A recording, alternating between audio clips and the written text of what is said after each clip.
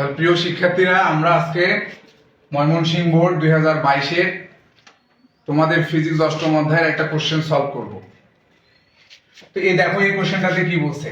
আমরা এখানে দেখতে পাচ্ছি যে এটা একটা অবতল দর্পণ, কারণ আমরা জানি অবতল দর্পণের বাইরের দিকে পারা লাগানো থাকে। তাহলে এই অবতল দর্পণে লক্ষ্যবস্তু, প্রতিবিম্ব এবং ফোকাস দূরত্ব নির্ণয়ের টপিক আমরা আজকে শিখতেছি। তো এখান থেকে ময়মনসিংহ বোর্ডের কোশ্চেনটা হলো যে প্রতিবিম্বের দূরত্ব নির্ণয়, এই টাইপের একটা কোশ্চেন। তাহলে অবতল দর্পণে প্রতিবিম্বের দূরত্ব নির্ণয়ের কোশ্চেন আমরা কিভাবে সলভ করব আমরা সেটা দেখি। প্রথমে আমাদের সূত্রটা জানতে হবে যে অবতল আয়নায় প্রতিবিম্ব, লক্ষ্যবস্তু অথবা ফোকাস দূরত্ব নির্ণয়ের সূত্রটা কি। আমরা কি জানি যে অবতল দর্পণে এই কেন্দ্রিক যে সূত্রটা আছে সেটা হলো 1/v plus 1/u equal 1/f, যেখানে v কি, v হলো প্রতিবিম্বের দূরত্ব, u হলো লক্ষ্যবস্তুর দূরত্ব, আর f হলো ফোকাস দূরত্ব। তাহলে এই সূত্রটাকে কেন্দ্র করেই আমরা এই কোশ্চেনটা সলভ করব, ঠিক আছে? তো প্রথমে আমাদের কি করতে হবে, প্রথমে আমাদের কোশ্চেনটা দেখে সাইড নোটটা ঠিক করতে হবে। এখানে আমাদের প্রতিবিম্বের দূরত্ব নির্ণয় করতে বলছে, তাহলে এই সূত্র অনুযায়ী আমাদের আর কয়টা রাশি লাগবে? এই সূত্রে তিনটা চলক আছে। কয়টা চলক আছে? তিনটা চলক। এই তিনটা চলকের মধ্যে আমাদের প্রতিবিম্বের দূরত্ব জানতে চাওয়া হয়েছে। তাহলে আমাদের লাগবে কি, লক্ষ্যবস্তুর দূরত্ব এবং ফোকাস দূরত্ব। তাহলে আমরা আগে সাইড নোটে লক্ষ্যবস্তুর দূরত্ব এবং ফোকাস দূরত্ব এই কোশ্চেনটা থেকে নির্ণয় করব। আসো আমরা নির্ণয় করি। তাহলে এখানে আমাদের ফোকাস দূরত্ব এবং লক্ষ্যবস্তুর দূরত্ব প্রথমে যে কোনো একটা দিয়ে শুরু করতে হবে। তাহলে আমরা এখানে প্রথমে ফোকাস দূরত্ব নির্ণয় করি। তোমরা দেখো, এই কোশ্চেনটাতে আমি তোমাদের শিখাইছিলাম যে অবতল আয়নায় ফোকাস দূরত্ব এবং লক্ষ্যবস্তুর দূরত্ব মাপার জন্য সবসময় আমাদের মেরু থেকে দূরত্ব মাপতে হবে। সবসময় কি থেকে মাপতে হবে? মেরু থেকে মাপতে হবে। তাহলে আমাদের এখানে আমরা দেখতে পাচ্ছি যে P থেকে F পর্যন্ত একটা দূরত্ব দেওয়া আছে। তাহলে আমরা জানি যে মেরু থেকে ফোকাস বিন্দু পর্যন্ত দূরত্ব হলো ফোকাস দূরত্ব। এই ক্ষেত্রে P থেকে F এর দূরত্বটা হবে ফোকাস দূরত্ব। তাহলে আমরা এখানে ফোকাস দূরত্ব লিখি। ফোকাস দূরত্ব কি? P আর F। এই P আর F এর দূরত্বটা কি? ফোকাস দূরত্ব। তাহলে আমরা ফোকাস দূরত্ব PF সমান, ফোকাস দূরত্ব কি দিয়ে প্রকাশ করা হয়? F দিয়ে প্রকাশ করা হয়। তাহলে তার মানটা কত? 12 সেন্টিমিটার। এখন আমাদের এই সূত্রের v বের করতে বলছে, অর্থাৎ প্রতিবিম্বের দূরত্ব বের করতে বলছে। তাহলে আমাদের u এবং f এর মান লাগবে। তো আমরা অলরেডি f এর মান বের করে ফেলছি। এখন আমাদের লক্ষ্যবস্তুর দূরত্ব লাগবে। কি লাগবে? লক্ষ্যবস্তুর দূরত্ব। তাহলে তোমরা আগে কোশ্চেনটাতে দেখো, প্যাসেজটাতে দেখো। এখানে আমাদের লক্ষ্যবস্তু কোথায় আছে? লক্ষ্যবস্তু দেখো, আমাদের এখানে বলছে যে P এবং F এর যে দূরত্ব, O এবং F এর দূরত্ব সমান। আর আমরা জানি যে অবতল আয়নায় বক্রতার কেন্দ্র বা বক্রতার ব্যাসার্ধ হয় ফোকাস দূরত্বের দ্বিগুণ।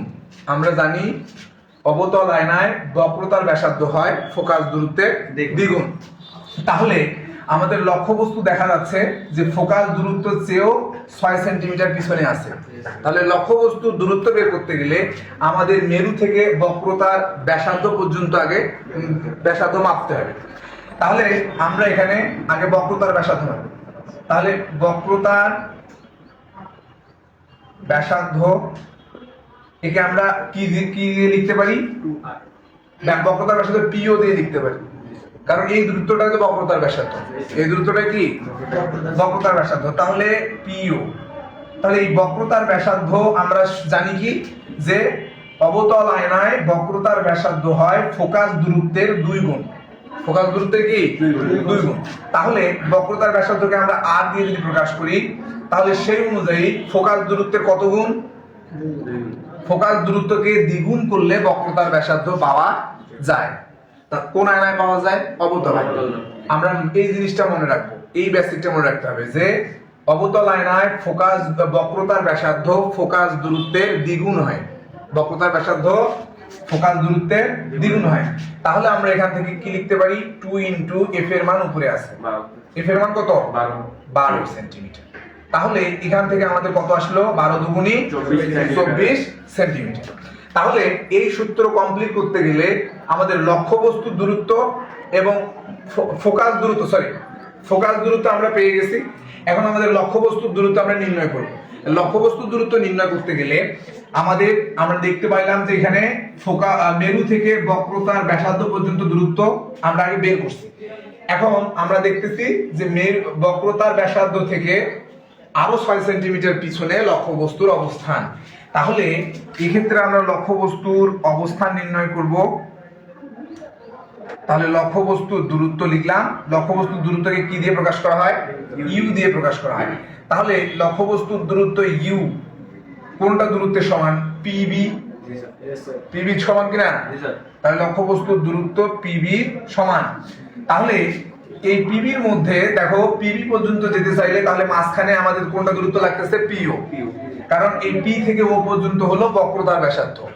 তাহলে এই যে বক্রতার ব্যাসার্ধ পিও প্লাস আমাদের এখান থেকে আরো 6 সেন্টিমিটার পিছনে আছে, তাহলে যোগ করতে হবে। আমরা মাথায় রাখবো অবতল দর্পণে যত পিছনে থাকবে তত ফোকাস দূরত্বের হিসাবের থেকে আমাদের যোগ করতে হবে। আর যদি বস্তুটা আগায় আসে তাহলে মাইনাস করতে হবে, বুঝছো? তাহলে এখানে বক্রতার ব্যাসার্ধ পর্যন্ত দূরত্বের সাথে কত যোগ করতে হবে? কোন পয়েন্টটা? ও আর বি। তাহলে ও বি যোগ করতে হবে, কারণ বক্রতার ব্যাসার্ধেরও 6 সেন্টিমিটার বাইরে লক্ষ্যবস্তুর অবস্থান। তাহলে আমাদের পিও সমান কত আছে? টোটাল পিও আমরা পাইছি উপরে। পিও কত আছে? 24 প্লাস ওবি কত আছে? 6। তাহলে এই দুটো সেন্টিমিটার এককে আছে, আমরা লিখ 24 আর 6 30 সেন্টিমিটার। 24 আর 6 কত? 30 সেন্টিমিটার। তাহলে এই কোশ্চেনটা সলভ করতে চাইলে আমাদের এই সূত্র লাগবে। এই সূত্র অনুযায়ী আমাদের 3টা চলক আছে। এই 3 চলকের মধ্যে আমরা জানি ফিজিক্সে যে জয়টা চলক থাকে তার মধ্যে একটা অজানা থাকলে বাকিগুলা জানতে হবে। অর্থাৎ যেটা আমরা নির্ণয় করব সেটা অজানা, তাহলে বাকি চলকের মান জানতে হবে। এই জন্য আমরা আগে এই সূত্রকে কমপ্লিট করার জন্য ওই চলকের মান বের করে নিছি। এখন আমাদের কোশ্চেনে ময়মনসিংহ বোর্ড কি বলছে? প্রতিবিম্বের দূরত্ব কত? কিসের দূরত্ব নির্ণয় করতে বলছে? তোমরা কি প্রতিবিম্বের দূরত্ব, প্রতিবিম্ব বুঝো? প্রতিবিম্ব বুঝো? প্রতিবিম্বকে কি দিয়ে প্রকাশ করা হয়? প্রতিবিম্বের দূরত্বকে ভি দিয়ে প্রকাশ করা। প্রতিবিম্বকে ভি দিয়ে না, প্রতিবিম্বের দূরত্বকে ভি দিয়ে প্রকাশ করা হয়। তাহলে আমরা এখন এখানে যে কাজটা করব সেটা হলো আমাদের সাইড নোটে এই মানে কোশ্চেনটার অ্যান্সার দেওয়ার জন্য বা কোশ্চেনটা অ্যান্সার করার জন্য আমরা অলরেডি সাইড নোট করে ফেলছি। এখন এটা দেখে দেখে আমরা জাস্ট বসাবো, ঠিক আছে? তাহলে এই সমাধানটার ক্ষেত্রে আমরা জানি যে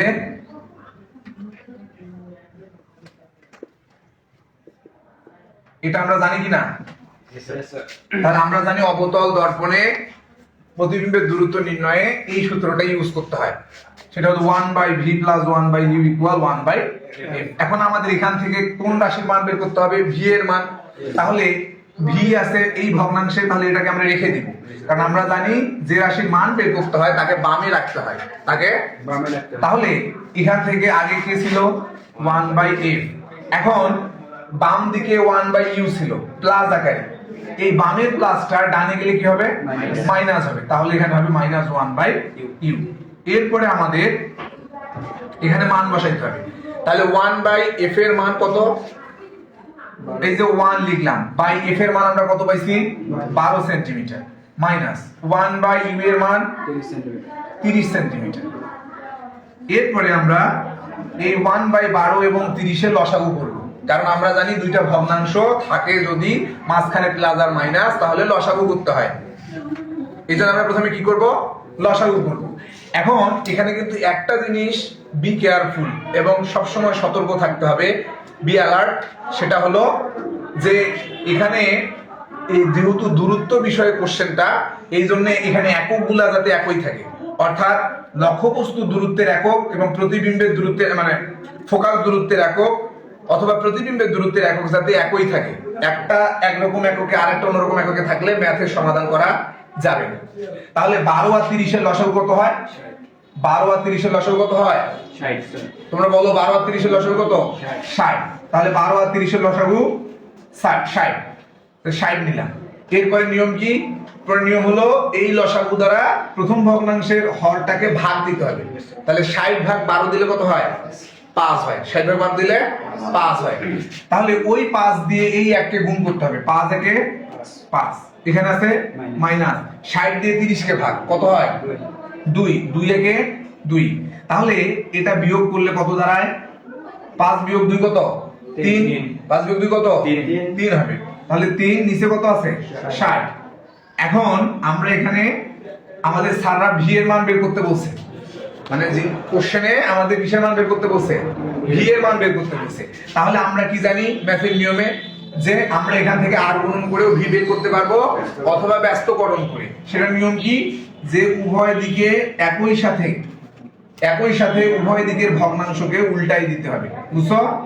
তাহলে আমরা ভি কে দিলাম উপরে, 1 আসলো নিচে, কিন্তু একসাথে উল্টে দিতে হবে। তাহলে এই দিকের ভগ্নাংশ ডান দিকের ভগ্নাংশটাকে উল্টাই দিতে হবে। তাহলে আমরা এখান থেকে লিখতে পারি অতএব ভি ইকুয়াল 60 ভাগ 3 দিলে কত হয়? 20 বা 20 সেন্টিমিটার। তাহলে এখানে, তাহলে ভাই আমরা এখানে কি সেন্টিমিটার এককে রাখবো না অন্য এককে রাখবো? আমরা এখানে সেন্টিমিটার এককে রাখবো, কারণ ফোকাস দূরত্বের একক এবং লক্ষ্যবস্তুর দূরত্বের একক যে এককে অ্যানসারটা আসবে সে একক। তাহলে এখানে কত সেন্টিমিটার হলো? 20। এটাই হলো আমাদের কাঙ্ক্ষিত অ্যানসার। তোমরা বুঝতে পারছো? আমি আশা করি এটা তোমরা বুঝতে পারছো, এবং এভাবে আমরা ইজি ওয়েতে এই কোশ্চেনগুলো সলভ করব। তাহলে আমাদের বেসিকটা মনে রাখতে হবে যে দূরত্বগুলো সবসময় মাপতে হয় মেরু থেকে বাম দিকে। দূরত্ব মাপতে হয় সবসময় মেরু থেকে বাম দিকে, অর্থাৎ আয়নার দিকে। ঠিক আছে? তো আজকে এই পর্যন্তই। নেক্সট ক্লাসে তোমাদের সাথে দেখা হবে।